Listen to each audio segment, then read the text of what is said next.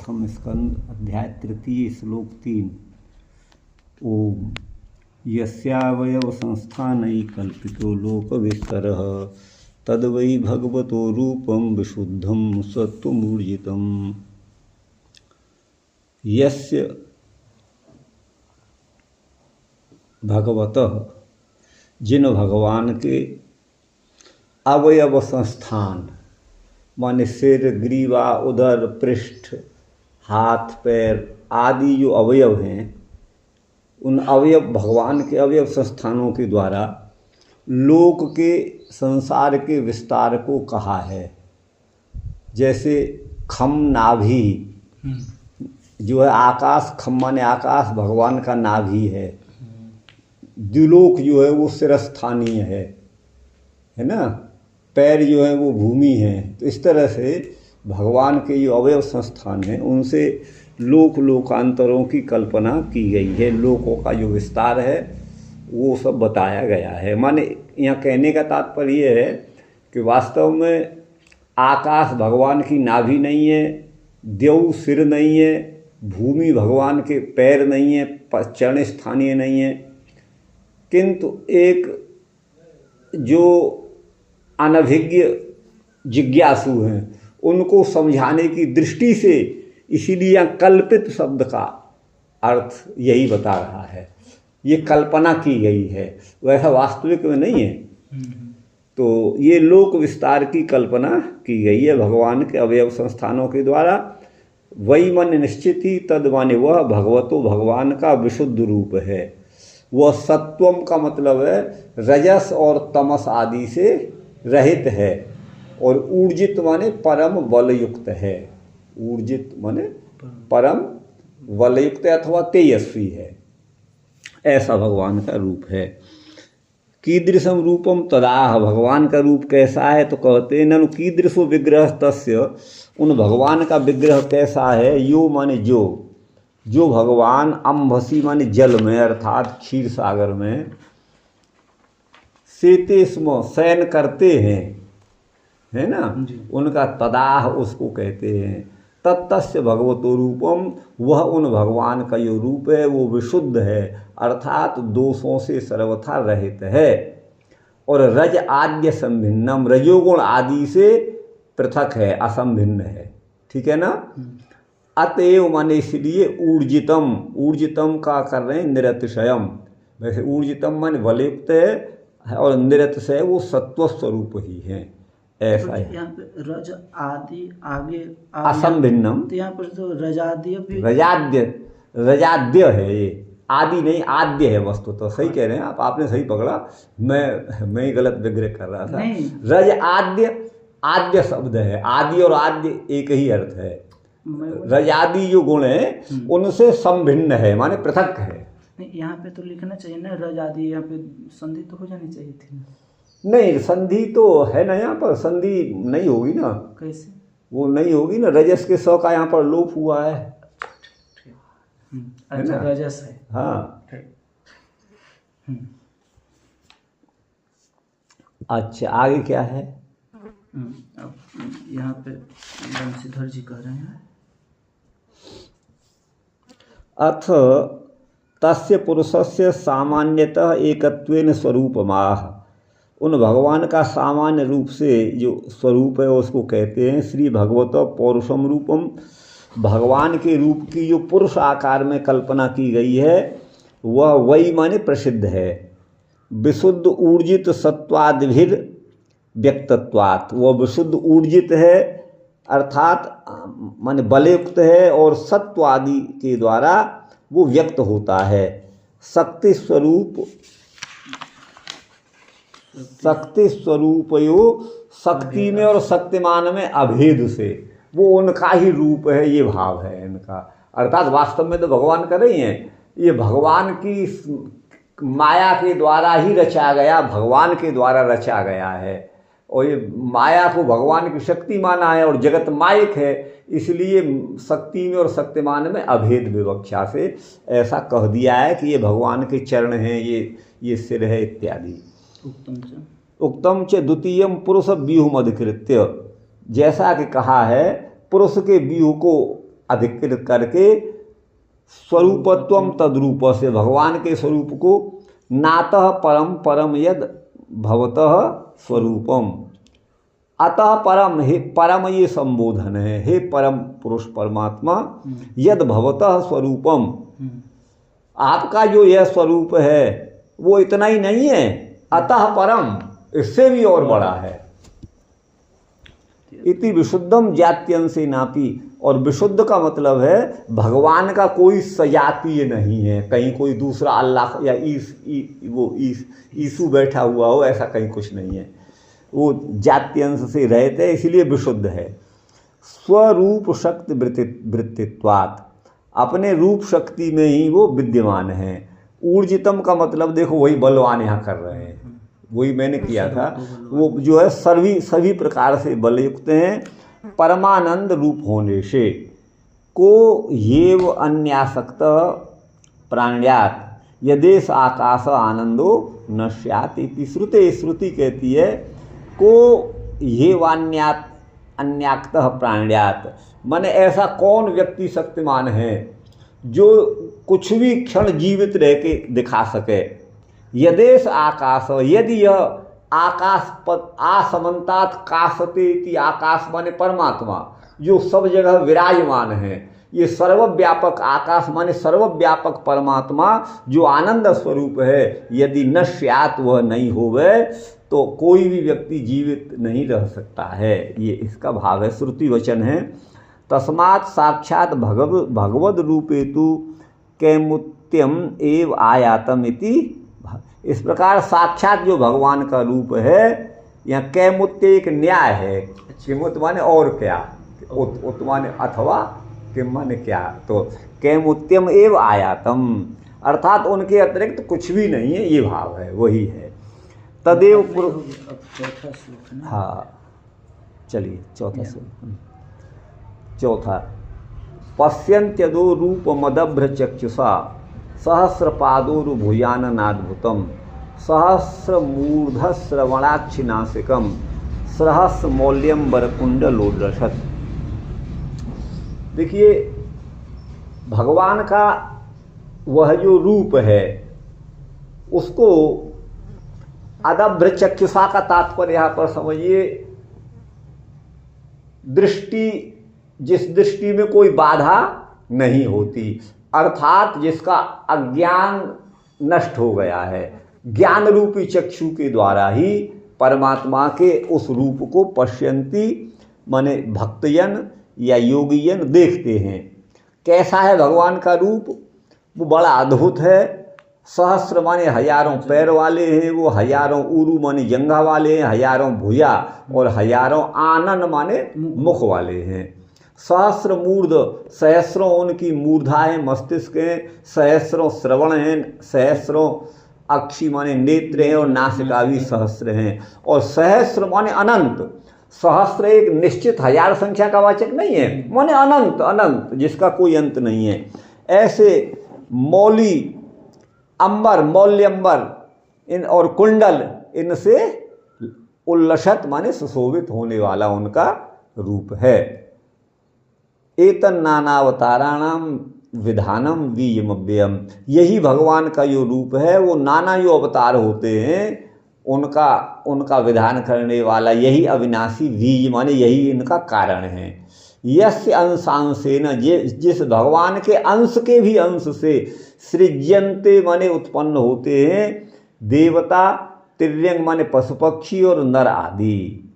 स एव प्रथमो देव कौमारम सर्गमास्थित, वही जो प्रथम देव हैं कौमार नामक सर्ग में, सृष्टि में आस्थित माने विद्यमान होकर, चचार दुश्चरम ब्रह्मा ब्रह्मचर्यम अखंडितम, तो उस कौमार सर्ग में स्थित होकर के, कौमार सर्ग का नाम है, मतलब जैसे श्वेत बारह कल्प है ना, उसी तरह से कुछ सर्ग है। सर्ग वैसे सृष्टि को कहते हैं। अच्छा, चचार दुश्चरम ब्रह्मा ब्रह्मचर्यम अखंडितम, उस समय ब्रह्मा ने बड़ा अखंड ब्रह्मचर्य का पालन करके और दुश्चर माने बड़ा कठिन तप किया। द्वितीयम तु भवायास्य रसातल गताम महीम, और दूसरे उसमें जिस समय मही माने पृथ्वी रसातल को चली गई थी, उद्धरिष्यन उस पृथ्वी का उद्धार करते हुए उपादत्त उस पृथ्वी को ग्रहण किया, उसको लाए।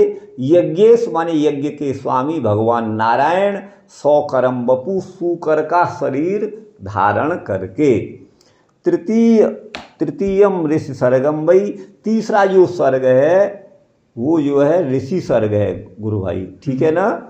वो ऋषि सर्ग है, उसमें वही मन निश्चय ही देवर्षित्वम उपेत्य स माने वही परमात्मा ने देवर्षि रूप में आकर के, देवर्षि रूप को स्वीकार करके तंत्रम सात्वत माचष्ट, सात्वत तंत्र को आचष्ट माने कहा नैष्कर्म्यम कर्मणाम यतः, जिसके द्वारा निष्काम कर्मों की सिद्धि होती है। तो ये भगवान के अवतारों को संक्षेप से यहाँ पर बता रहे हैं। अब इसका आइए यहाँ पर ये क्या कह रहे हैं। श्रीधर जी यहाँ से एतच्च योगिनाम प्रत्यक्षम, भगवान के इस रूप को योगी जन ही प्रत्यक्ष करने में सक्षम होते हैं। पश्यन्ति अदर्भम, अदभ्रम माने अनल्पम, भगवान का अदभ्र माने अनल्प, माने दभ्र माने छोटा, अल्प तुच्छ, और अदभ्र माने अनल्प अर्थात महान, जो अल्प नहीं है। ऐसा ज्ञानात्मक है ना जो चक्षु है, उस ज्ञानात्मक चक्षु से तेन माने उस चक्षु के द्वारा, चक्षुषा यहाँ तृतीयांत आया होगा, ये चक्षुषा इसीलिए तेन दिया हुआ है। उस ज्ञानात्मक चक्षु के द्वारा ही सहस्रम, हाँ, भगवान के उस रूप को, जो कि सहस्र माने अपरिमित, जिनका कोई परिमाण गणना नहीं है, ऐसे यानी पादादीनी भगवान के चरण आदि हैं।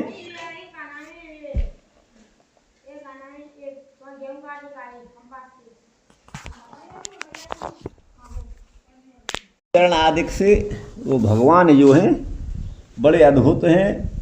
सहस्रम मूर्धादयो यस्मिन, जिन भगवान के श्री विग्रह में हजारों मूर्धा माने मस्तिष्क आदि हैं। सहस्रम यानी मौल्यादि, जो सहस्र जो उनके मौली हैं, तई माने उनके द्वारा उल्लसत माने शोभमानम, वो सुशोभित हो रहे हैं।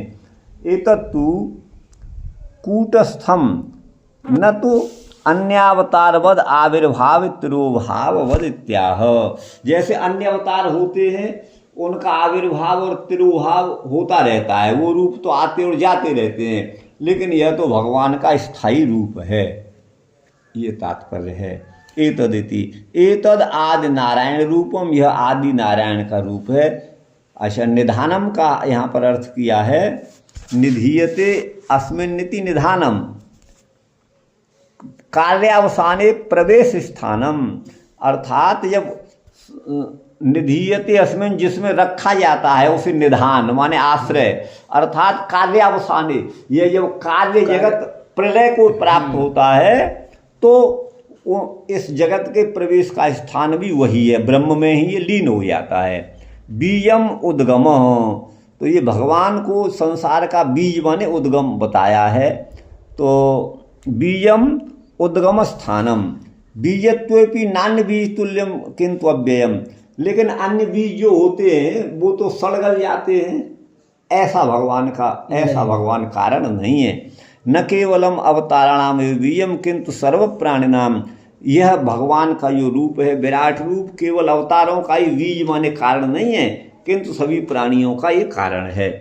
यस्यांशो ब्रह्मा तस्यांशो मरीच्यादि ही, ब्रह्मा, जिन भगवान के अंश ब्रह्मा हैं और ब्रह्मा जी के अंश हैं मरीचि आदि ऋषि, मरीचि अंगिरात्रि पुलस्त्य पुलह क्रतु इत्यादि, ठीक है ना। तो ऐसा भगवान का रूप है। देव तिर्यक यस्यांशांशेन, इसी का ही कर रहे हैं। आगे कहते हैं सनत कुमारादि अवतारम तच्चरित्रम, सनत कुमार आदि के अवतार चरित्र को कहते हैं। कौमार आर्ष प्राजापत्यो मानव इत्यादि सर्ग विशेष नामानी, वही नाम है ना, ये सर्गों के नाम विशेष हैं। कौमार, आर्ष, प्राजापत्य, मानव इत्यादि सर्ग विशेष के नाम है। तो यह पौरुषम रूपम जगृहे, भगवान ने जिस पुरुष रूप को ग्रहण किया, स एव देव कौमाराक्षम, उन्हीं भगवान ने कौमार नामक सर्ग में स्थित होकर के ब्रह्मा माने ब्रह्मणो भूत्वा, है ना, उन्होंने ब्रह्मचर्य चचार ब्रह्मचर्य का आचरण किया। प्रथम द्वितीय आदि जो शब्द हैं वो निर्देश मात्र की अपेक्षा से हैं, ठीक है ना जी। निर्देश मात्र की अपेक्षा माने कहने प्रथम में द्वितीय में, ये द्वितीयम प्रथम द्वितीय ये है ना, जी जी। ये जो है कहने मात्र है, प्रथम उसकी अपेक्षा से हैं। हाँ, बाकी तो कोई इसमें प्रथम यूँ नहीं है कि मान लो एक माला है गोल है, अब उसमें कौन दाना पहला है, सभी पहले सभी अंत में सभी मध्य में है, ये भाग इनका है। अच्छा आगे कहाँ 6 नंबर पे यहाँ पे वराहावतारम। वराहावतारो कहते हैं द्वितीय में, अस्य विश्वस्य भावाय उद्भवाय, इस जगत के उद्भव के लिए, इस जगत की उत्पत्ति के लिए, छठवें में है ये है भवायास्य, द्वितीयम तो भवायास्य, यहाँ भावाय कर दिया है, भवाय ही होना चाहिए। इस संसार के उद्भव के लिए महीम उद्धरिष्यन, महीम माने पृथ्वी का उद्धार करते हुए, भगवान के कर्म की उक्ति है यहाँ पर, माने बड़ा अवतार में क्या कर्म किया।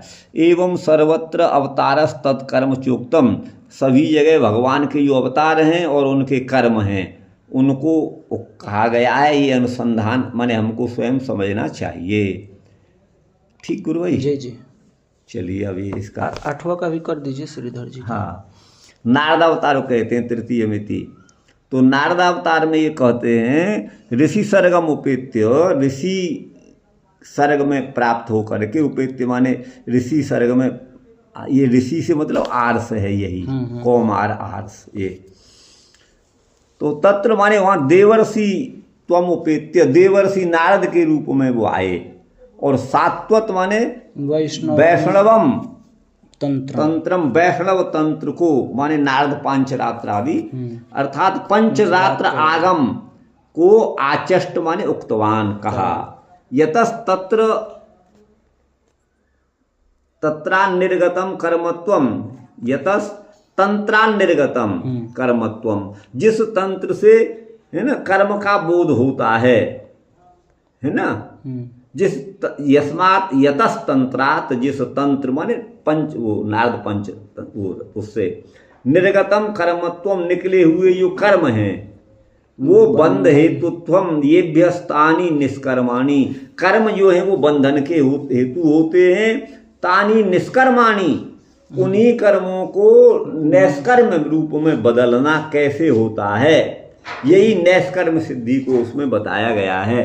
कर्मणामेव मोचकत्वम यतो भवति, कर्म के बंधन से मुक्ति हो जाए जिस कारण से, तदाचष्ट उस बात को भगवान नारद ने नारद पंचरात्र में कहा है।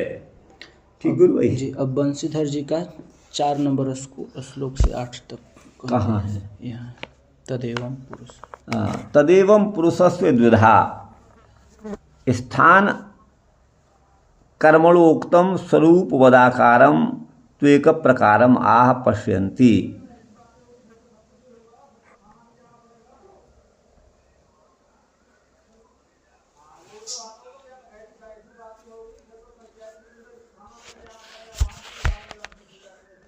कहाँ है? यहाँ पे तदेवं पुरुषस्य द्विधाम। तो इस प्रकार परश पुरुष से माने पुरुष के द्विधा कर दिया है, बिंदी रख दी उस पर अनुसार। तो मुझे लगी है सर है जी है, बिंदी है तो अब पता नहीं ये कर्मणु है या क्या है?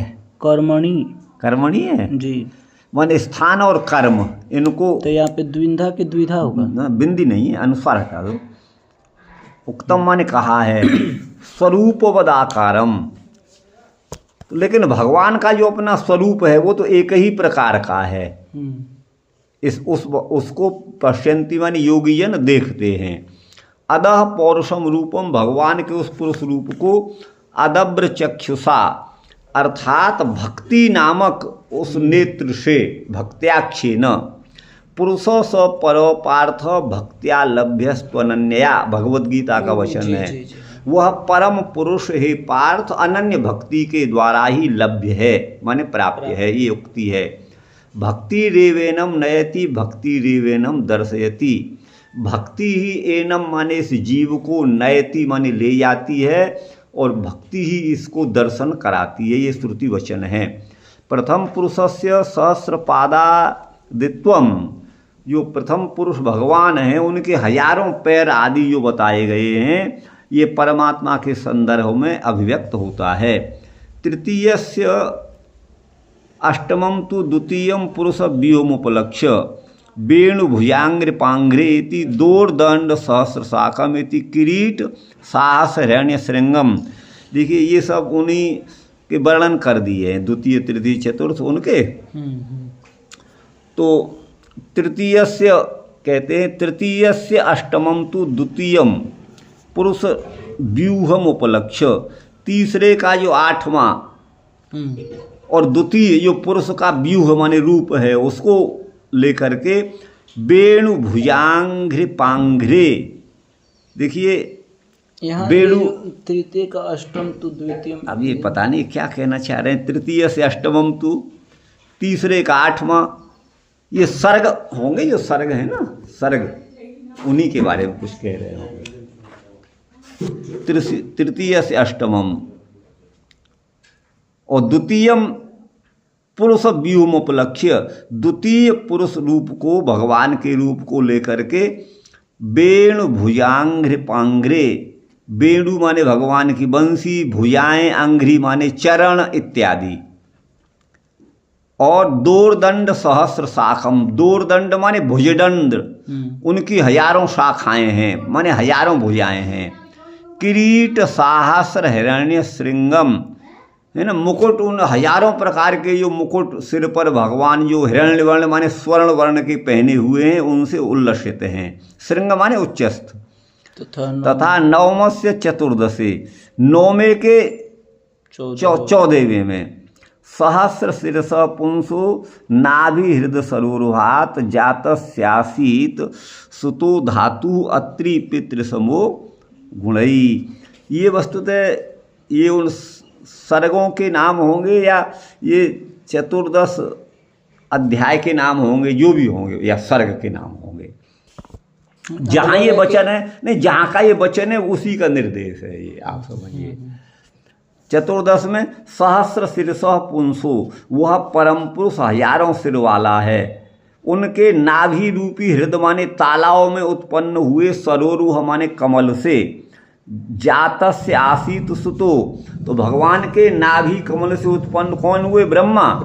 और उनके जो सुत हुए धातु, उन धातु माने ब्रह्मा के जो पुत्र हुए वो अत्रि हुए, जो गुणों में पिता के समान ही थे, ऐसा कहा है।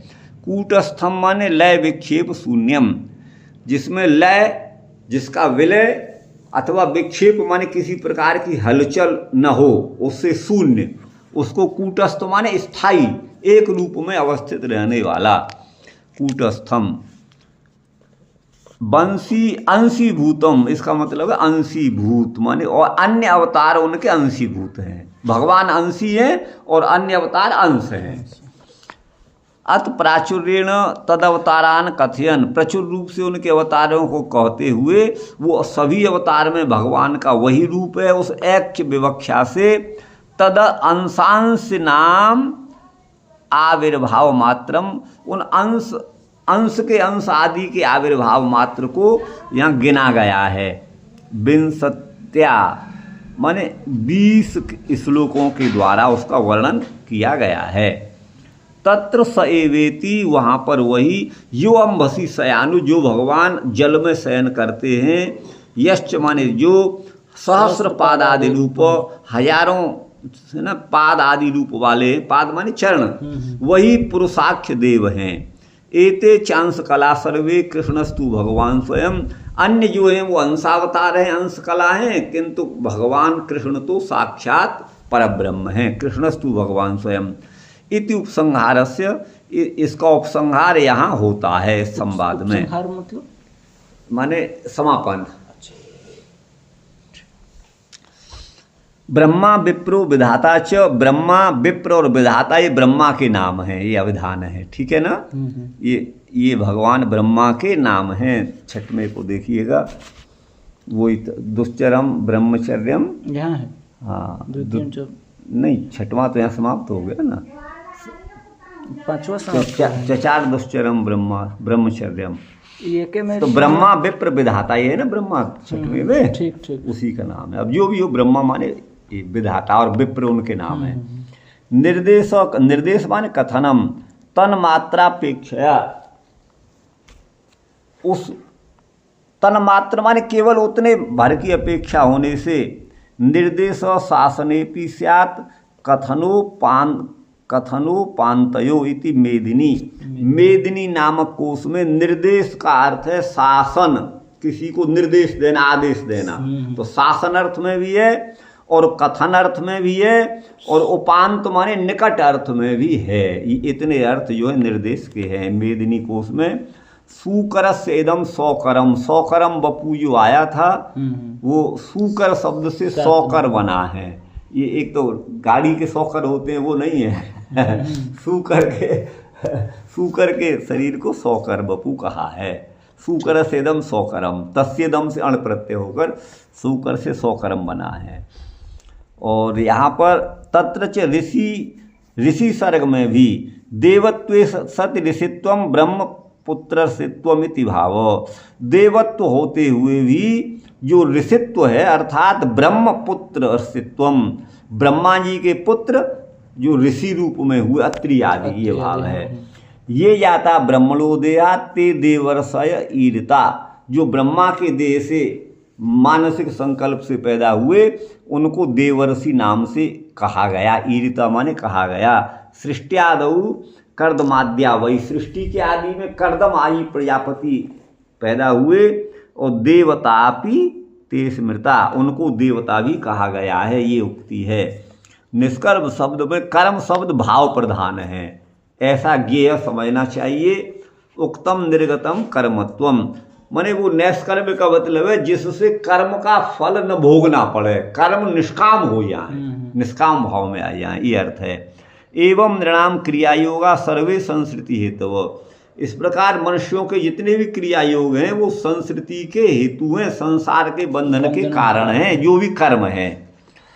तएव आत्म विनाशाय कल्पन्ते तएव आत्म विनाशाय, लेकिन वही कर्म जब परे माने पर ब्रह्म में कल्पित, माने हम कुछ नहीं करते, भगवान ही जो करा रहा है, हम तो उसके हाथ के खिलौने हैं, अपने कर्तृभाव से ऊपर जो उठ जाते हैं तो उन कर्मों का नाश हो जाता है।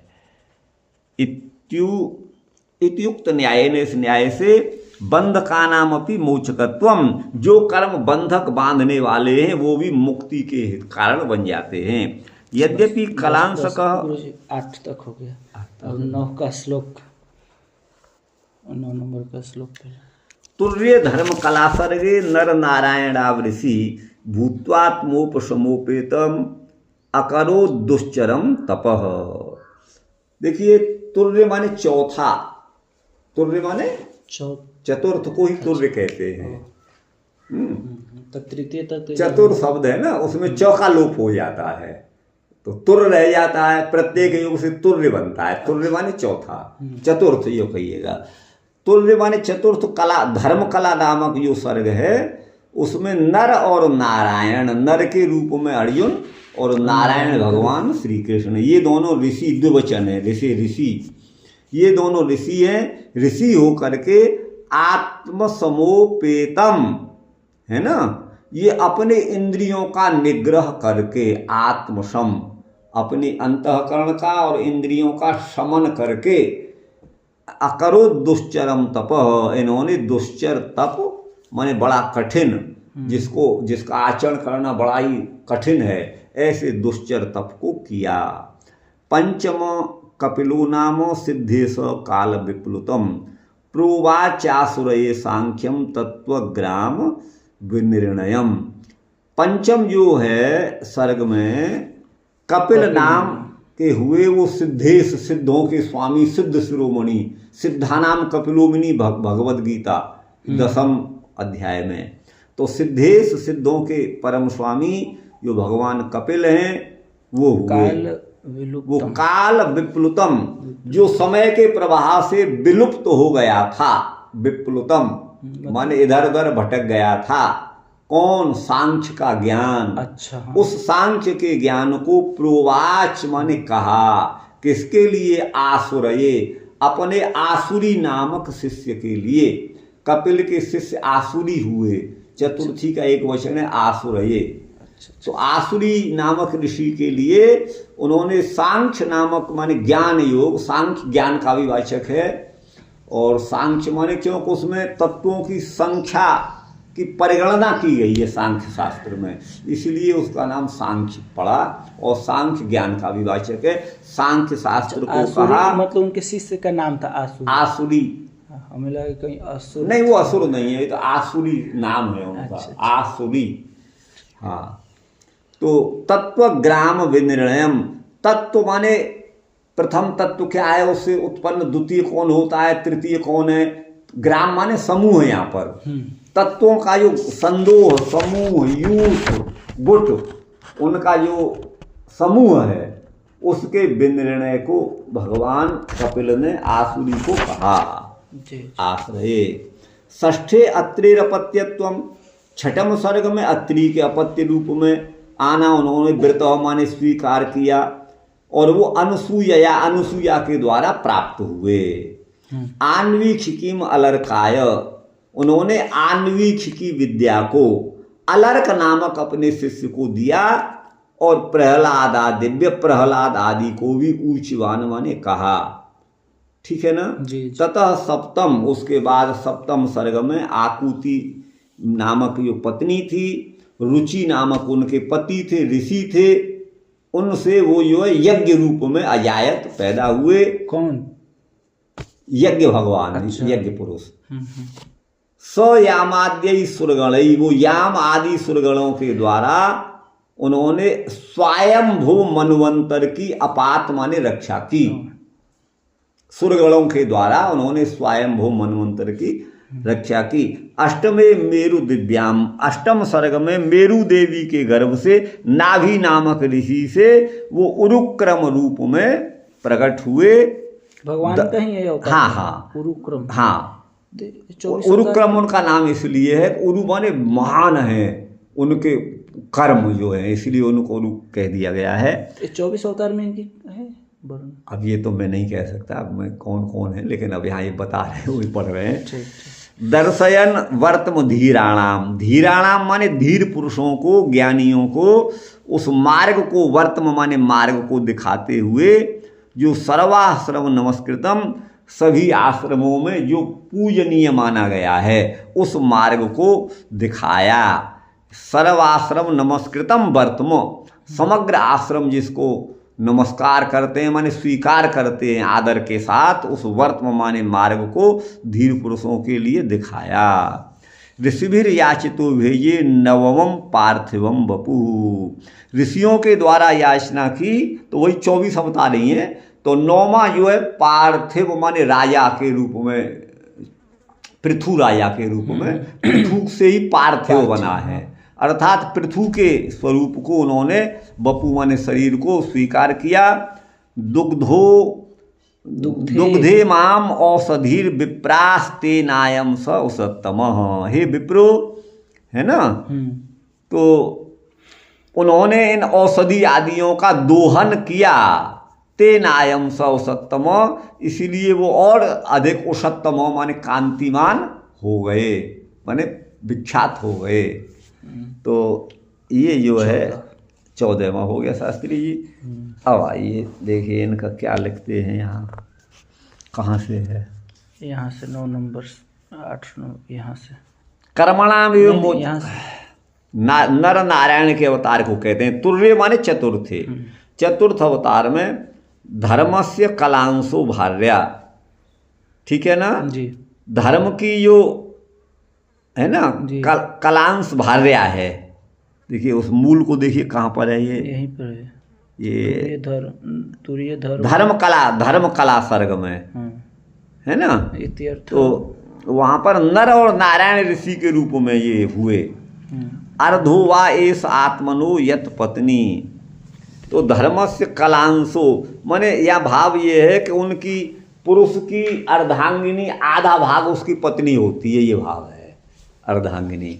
अर्धो वा एष आत्मनो यत पत्नी, जो पत्नी है वो पति के शरीर का अर्धांग होती है, श्रुति वचन है।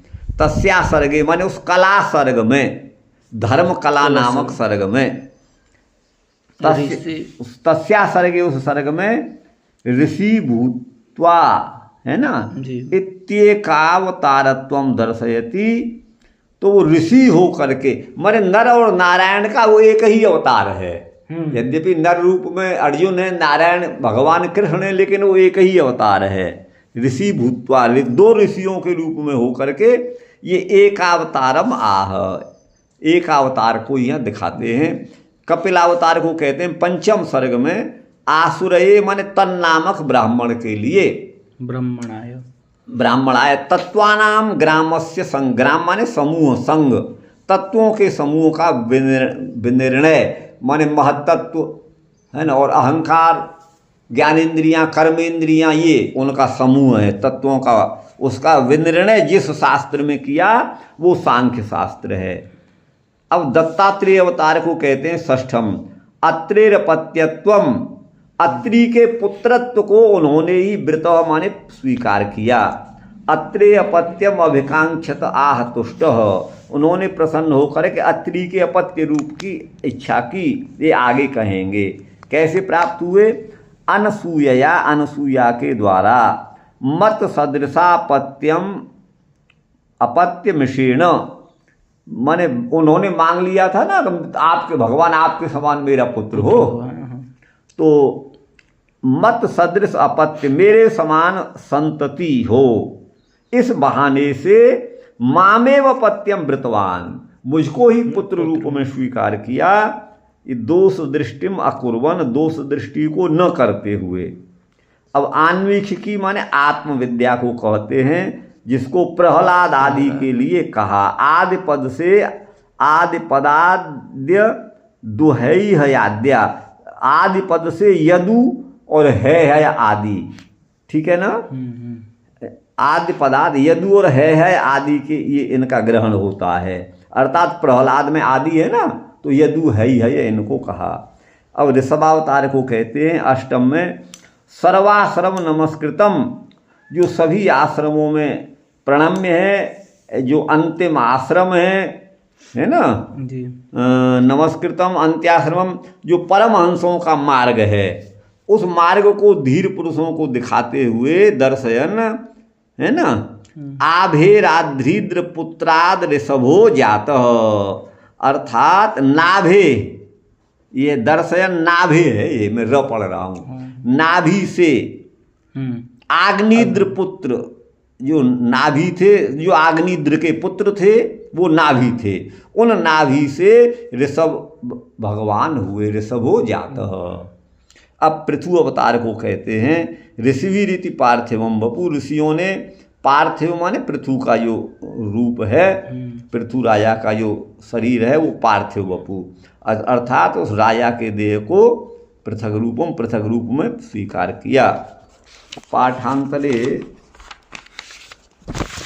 कहीं कहीं दूसरे पाठों में पृथोरिदम पार्थिवम, तो पार्थिव के यहाँ दो अर्थ हैं। एक तो पार्थिव माने राजा, पृथ्वी का स्वामी होने से राजा को पार्थिव, तो वो पृथु राजा ही थे, तो पार्थिव का अर्थ राजा भी है, और दूसरा पार्थिव का अर्थ पृथु का शरीर को भी पार्थिव कहा गया है। पृथोरिदम पार्थिवम, ये इनका तात्पर्य है शास्त्रीय, ठीक जी जी। तो पृथु हृदम पार्थिवम, औषधि, औषधि उपलक्षण है, अर्थात जितने भी अन्न वनस्पति आदि हैं उन सब की उत्पत्ति जो है भगवान पृथु अवतार में उन्होंने कराई। अच्छा, इमाम पृथ्वीम सर्वाणी वस्तुनि दुग्ध अदुग्ध अडागम अभाव, दुग्ध में अदुग्ध होना चाहिए, या अटका आगम है, लुंगलंग से वो नहीं हुआ है, अडागम का अभाव, वो आर्स है। अच्छा, हाँ, सारी वस्तुओं को पृथ्वी में उत्पन्न कराया। हे विप्रा, तेन पृथ्वी दोहने न, भगवान पृथु ने जो पृथ्वी का दोहन किया उससे, योयम अवतार उसत्तम, जो भगवान का अवतार है वो उसत्तम माने कमनीयतम है, अर्थात अत्यंत ही प्रकाशमान है, कमनीय है।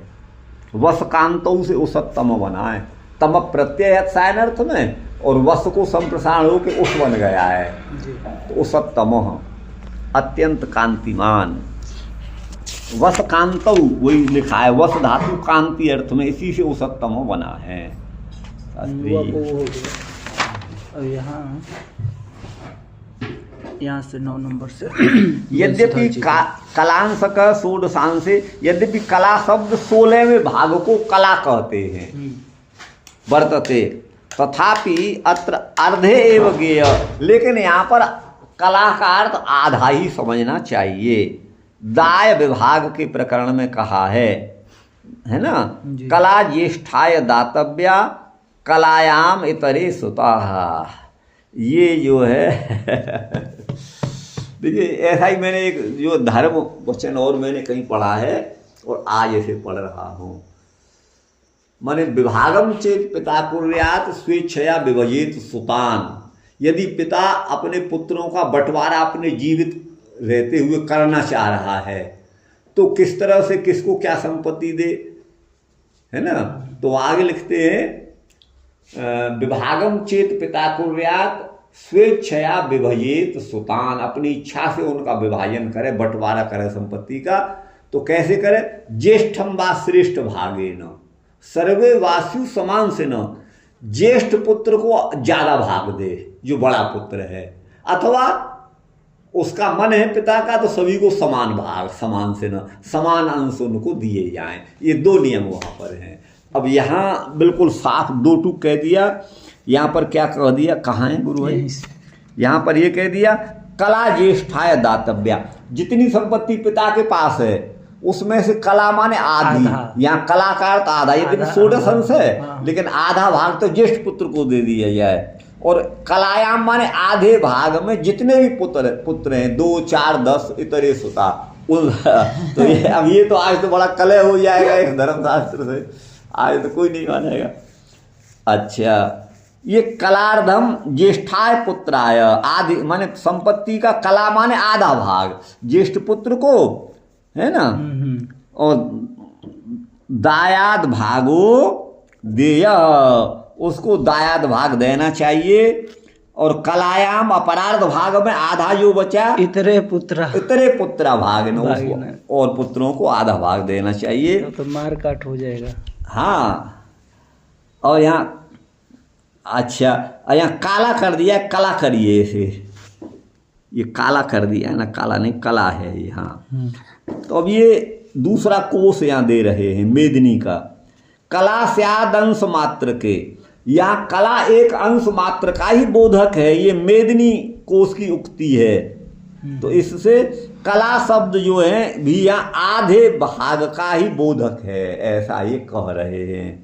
अतुक्तम भार्या इत्यर्थ, इसीलिए भार्या को भी आधापति का भाग कहा, अर्धांगिनी। ये बक्षमान श्रुति के प्रामाण्य से भार्यैव अर्धम, भार्या ही आधा भाग है। यत पत्नीत लोके कथ्यते, जिसको लोक में पत्नी कहा जाता है, इस आत्मनो देहस्य, यह पति के अपने देह का आधा भाग है, अर्ध भाग। यद्यपि समय अंश के अर्ध शब्द से क्लीवत्वम, यद्यपि समान अंश में अर्ध शब्द जो है वो क्लीव है। समान अंश का मतलब है किसी चीज के 2 टुकड़े कर, 2 भाग में कर दो तो दोनों भाग बराबर हैं। 1 किलो में से आधा किलो इधर कर दिया, आधा किलो, तो वहां अर्ध शब्द जो है समान अंश में तो अर्ध शब्द नपुंसक है, पुल्लिंग नहीं है। तथापि अत्र आर्सत्वात्, है ना, तो भी यहाँ आर्स होने से पुंस्त्वम पुल्लिंग यहाँ किया गया है, पुल्लिंग अर्धम न करके अर्ध ऐसा कर दिया गया है। देखिए कहाँ पर है वो, 9 नंबर श्लोक, 9 नंबर पे होगा। हाँ, उन्हें ये किए होंगे ना। हाँ, चलिए जो भी हो, आधा अंश होगा, किसी में भी होगा।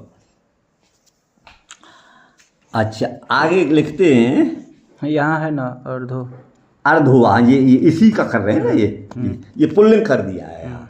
या नपुंसक अर्धा है, हाँ अर्धा, हाँ, जी। समांश में वो आधा नपुंसक होना चाहिए ना, लेकिन यहाँ आर्स मान करके पुल्लिंग कर दिया है।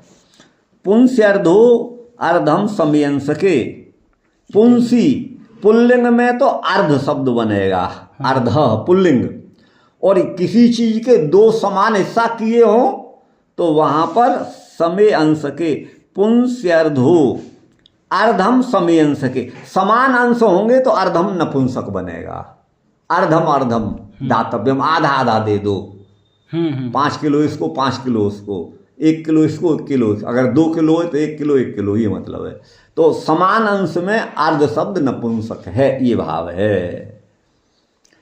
भूत्वा माने होकर, व्यक्ति द्वयत्वे पे क्या अवतार, दो व्यक्ति होकर भी एक अवतार उनका बताया गया है, अर्थात नर और नारायण का एक ही अवतार माना है। सिद्धेश माने योगीश्वर, तत्वानाम प्रकृति आदि नाम ग्राम संघ, प्रकृति आदियों का जो ग्राम माने समूह है, संघ है, तो ग्राम शब्द के दो अर्थ हैं कोश में। ग्राम संघे चावसथे, ग्राम माने संघ, संघ माने समूह, तो एक तो ग्राम माने समूह संघ, और दूसरा ग्राम का अर्थ है आवसत, आवसत माने यहाँ लोग रहते हैं, भरतिया गांव, चौमुहा गांव, अकबरपुर गांव, जेत गांव, ये आवसत ग्राम को ही कहते हैं। ये दो अर्थ ग्राम के हैं, एक समूह, ग्राम माने समूह, और एक गांव माने कोई गांव। ऋषि प्रसूत, ऋषिम प्रसूतम कपिलम इति श्रुतोवपि, श्रुति में भी कपिल के अवतार का वर्णन है कि वो कपिल ऋषि रूप में प्रसूतम माने प्रकट हुए। भक्त वात्सल्येन भक्ताभीष्ट संपादकत्वात्, भक्तों पर वात्सल्य करके भगवान भक्तों का अभीष्ट संपादक करते हैं, ये भाव है। यदवा अनसूया अत्रि पत्न्या, अर्थात अत्रि की पत्नी जो अनसूया है ना, उसको व्रत माने स्वीकार किया, जैसा कि ब्रह्मांड पुराण में कहा है पतिव्रता के उपाख्यान में। अनसूया ब्रवीणत्वा देवान ब्रह्मेश केशवान, अनसूया ने अब्रवीत माने कहा, क्या कहा, क्या करके कहा, माने ब्रह्मा, ईश माने शंकर, और केशव माने भगवान गोविंद को, इन देवताओं को नत्वा माने नमस्कार करके अनसूया ने अब्रवीत माने बोला।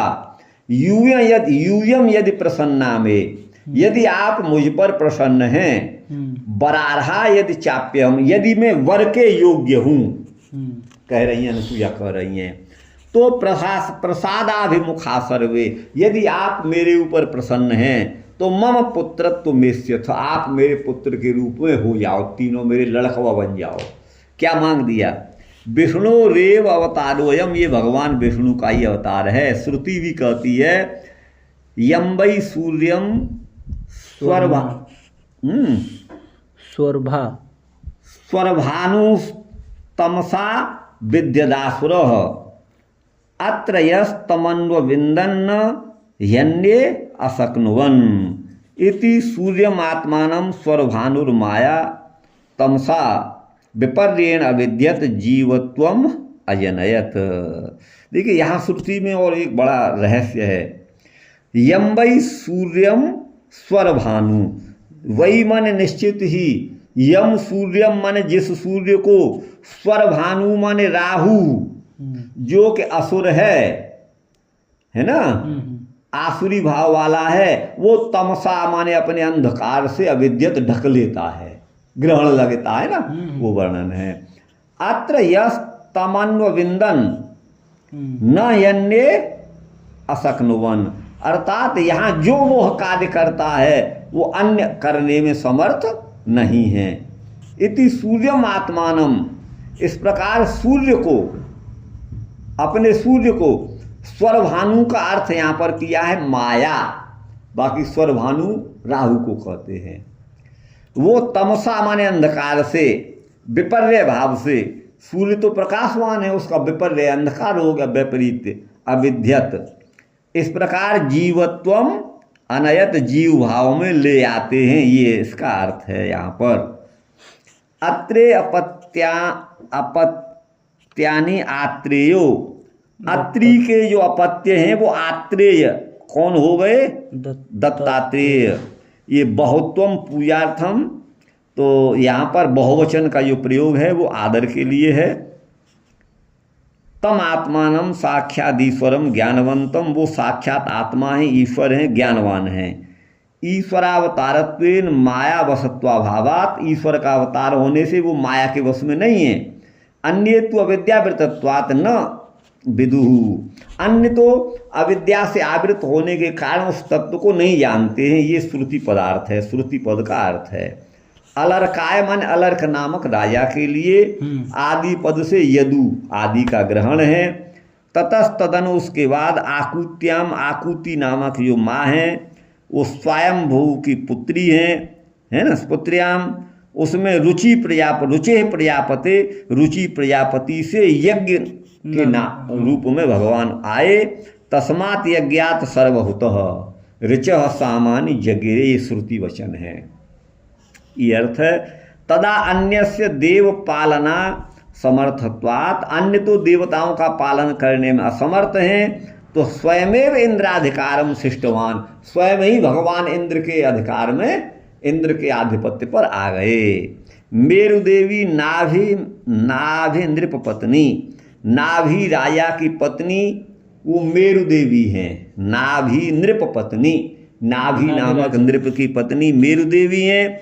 तस्याम धीराणाम, उसमें धीर का मतलब है ब्रह्म विद्यारतानाम, जो ब्रह्म विद्या में, आत्म विद्या में रत हैं, निरत हैं। पाठांतरे पार्थिवम इति पाठे, कहीं कहीं पार्थिव की जगह पर पार्थवम ऐसा भी है। या पार्थिव आया था ना पृथ्वी वाला, तो कहीं कहीं पार्थिवम की जगह पर पार्थवम, अच्छा, ई नहीं है। तो ये पार्थिवम बपू का मतलब है राजा का रूप, पृथ्वी का राजा को पार्थिव कहा गया है। और वैसे किसी के भी शरीर को इसमें भूतत्व अधिक है, इसलिए पार्थिव बोल देते हैं। हाँ। तो अब यहाँ पर पार्थव शब्द भी कहीं कहीं पर पाठ मिलता है। पार्थवम इति पाठे, इस पाठ में तो उपलक्षणम, ये उपलक्षण है, अर्थात काक दधिरक्षण न्याय से। काक दधिरक्षण क्या है कि कोई माँ कहीं जा रही है तो उसने अपने बिटवा से कहा, लड़के से, या किसी गुरु ने अपने चिलवा से कहा कि काके जो दधिरक्षताम, माने कौओं से दही की रक्षा करना। तो अब यहाँ केवल ये कहा कौए दही को न बिगाड़ जाए, तो कौआ यहाँ पर उपलक्षण है। उपलक्षण उसे कहते हैं जो अपना बोध कराने के साथ साथ अपने से भिन्न का भी बोध कराए। स्वबोधकत्वे सति श्वेतर बोधकत्वम उपलक्षणत्वम, तो अर्थात वह कौओं से ही केवल दही की रक्षा करता है, बिल्ली से नहीं करता है, कुत्ते से नहीं करता है, तब तो माँ का कथन बेकार हो गया। तो काक पद यहाँ पर उपलक्षण है। वैसे यहाँ पर ये उपलक्षण समझिए आगे कहाँ पर है। यथा तत्र नहीं काकेभ्यो दधिरक्षित्वा बानरेभ्यो दीयते, कौओं से तो रखवाली कर ली और बंदरों को खिला दी। बंदरों को नहीं दी जाती है दही, कौओं से तो रखवाली कर ली, लेकिन बंदरों को बांट दे ऐसा नहीं है। किंतु काक पदे न, काक पद से सर्वेभ्यो रक्षण मुक्त, सबसे रक्षा करो जो कोई उसका घातक है। तथा त्रापि, वैसे यहाँ भी समझना चाहिए।